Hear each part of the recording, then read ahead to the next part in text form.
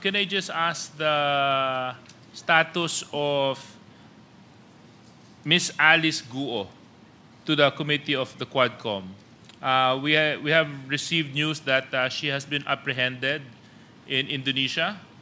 So can I request from the COMSEC what is the status? Have we invited her, or have we sent notice that her presence is required in this committee?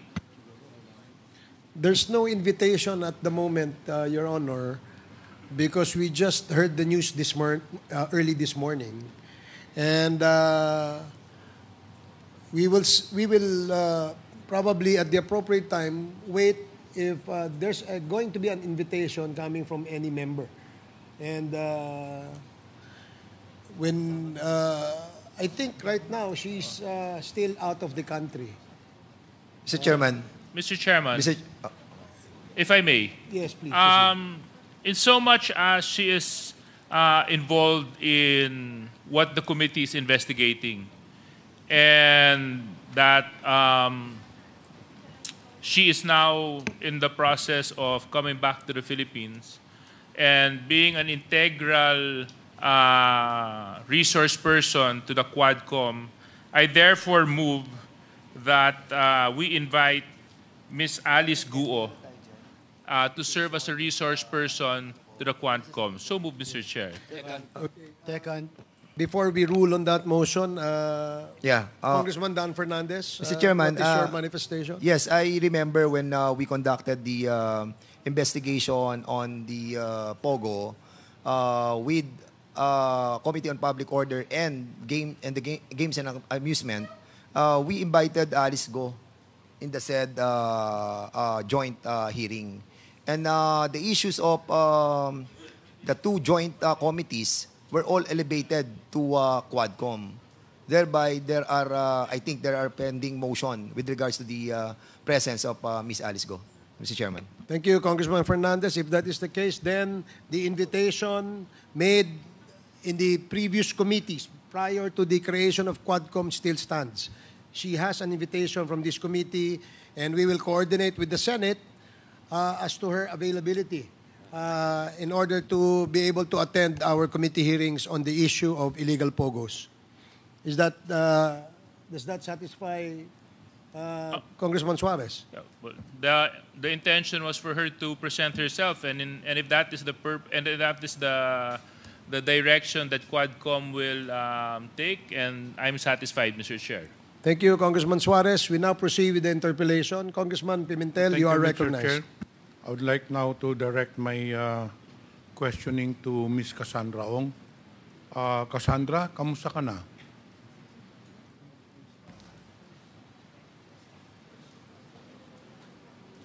Okay lang po. Kamusta naman ang lagay mo dun sa detention center?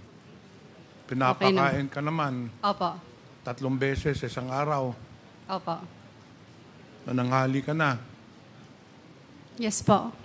Ngayon, anong tawag siya ng mga kaibigan mo? Anong palayaw mo, nickname mo? Kasi po. Kasi, okay. Kasi ang abogado mo po dito na kasama palagi si Atty. Topacio, hindi po ba? Yes po, pero today po si attorney. Okay. Ang tanong ko lang, paano mo nakilala itong si Atty. Topacio?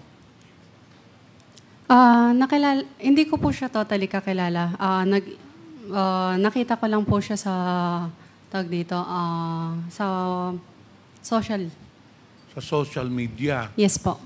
So, Mr. Chair, paano mo na-contact si Atty. Topacio? Kasi pagdating mo dito,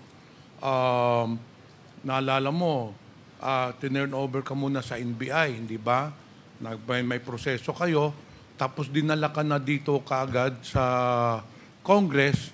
Pagka umaga, or the next day, I think, we had a hearing, nandun na kaagad si Topacio. So, kailan mo na-contact si Atty. Topacio? Nakontak ko po si attorney. Nakuha ko yung email nila, yung Topacio Law Firm sa Google po. sa Google. Yes po. Tapos So, in-email kailan ko po mo sila. sinearch si Atty. Topacio sa Google nung nasa NBI ka o nandito ka na sa detention center? Nung panahon na in-email ko siya is around like last month, June. Ay no, June po. Last month. Kinontrata mo na si Atty. Topacio last month, hindi ka pa nahuhuli dun sa... Hindi po kinontrata. Nag-email lang po. Nag-email ka Wala lang. pong tawag dito, walang engagement. So, ibig mo sabihin na gratis amortis itong libre, itong pag-aabogado ni Atty. Topacio sa'yo? Hindi po siya libre. Nag-down payment po ako nung time na nasa MBI po ako. So, nung panahon nung nasa NBI ka, sigurado ka kasi na ikaw ang nagbigay ng pera o baka naman may nag-contact kay Atty. Topacio, binigay sa'yo na abogado si Atty. Topacio at sila ang nag-down payment? Hindi po. Sigurado po ako po yung nag-contact sa kanya, ako din po nagbayad sa kanya. Mr. Chair, kasi bakit mo naman naisipan na si Atty. Topacio ang kukunin mong abogado? Nakita ko siya sa internet, magaling, tapos matapang po. Sigurado ka walang nag-recommendar sa'yo kay Atty. Topacio na ayun ang kukunin mo? Sigurado po. Okay. Dito tayo kasi. Sabi mo,